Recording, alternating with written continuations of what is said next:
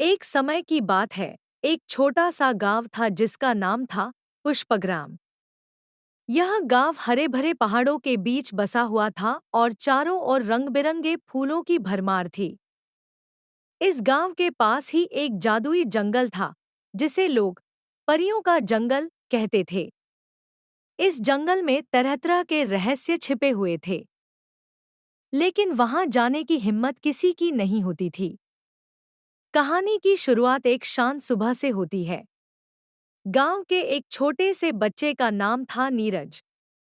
नीरज बहुत ही जिज्ञासु और साहसी बच्चा था। एक दिन जब वह अपने दोस्तों के साथ खेल रहा था, तभी उसे जंगल से एक चमकीली रोशनी आती दिखी। नीरज ने तुरंत अपने दोस्तों को वह रोशनी दिखाई, लेकिन सबने उसे नजरअंदाज कर दिया। नीरज की जिज्ञासा बढ़ती गई और उसने अकेले ही जंगल में जाने का फैसला किया।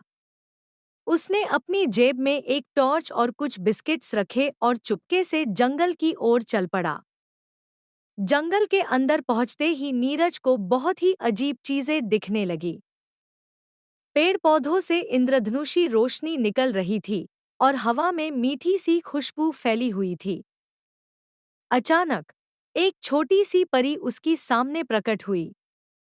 परी ने नीरज का स्वागत किया और उसे इशारों में बताया कि वह उसे अपने जादुई संसार में ले जाएगी। परी ने नीरज को एक बड़े और चमकते हुए पेड़ के पास ले गई। उस पेड़ के नीचे एक गुप्त दरवाजा था। जैसे ही परी ने अपनी छड़ी घुमाई, दरवाजा खुल गया और नीरज के सामने एक नया संसार प्रकट हो गया। वह एक जादुई भूमि थी, जहां हर चीज चमक रही थी और चारों ओर खुशी का माहौल था। नीरज ने वहां तरह तरह के जादुई जीव देखे, उड़ते हुए यूनिकॉर्न, बात करते हुए जानवर और चमचमाती तितलियां। नीरज की खुशी का ठिकाना नहीं रहा। नीरज और परी ने मिलकर उस जादुई भूमि का आनंद लिया। लेकिन अचानक वहां एक बड़ा संकट आ गया। एक दुष्ट जादूगर, जिसका नाम था काला जादूगर, ने उस भूमि पर हमला कर दिया। वह सब कुछ नष्ट करने पर तुला था।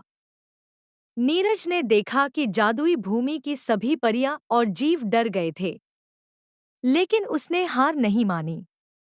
उसने परी से जादू की छड़ी मांगी और बहादुरी से काला जादूगर का सामना किया। नीरज ने अपनी समझदारी और साहस से जादूगर के सभी चालों को मात दी और अंततः उसे हरा दिया। काला जादूगर की हार के बाद जादुई भूमि में फिर से खुशी लौट आई। परियों ने नीरज को अपनी भूमि का सच्चा दोस्त माना और उसे सम्मानित किया। नीरज को एक जादुई उपहार भी दिया गया, एक चमचमाती तितली जो हमेशा उसके साथ रहेगी और उसकी रक्षा करेगी। नीरज ने उस जादुई भूमि से विदा ली और वापस अपने गांव लौट आया। गांव वालों ने उसकी बहादुरी की कहानियां सुनी और उसे हीरो माना। नीरज ने सबको समझाया कि कभी भी मुश्किलों से डरना नहीं चाहिए और हमेशा अपने दिल की सुननी चाहिए। कहानी यहीं समाप्त होती है, लेकिन नीरज की बहादुरी और साहस की कहानियां हमेशा के लिए पुष्पग्राम के बच्चों की प्रेरणा बन जाती हैं। परियों का जादुई जंगल और नीरज की दोस्ती की कहानी गांव की हर गली में गूंजती है।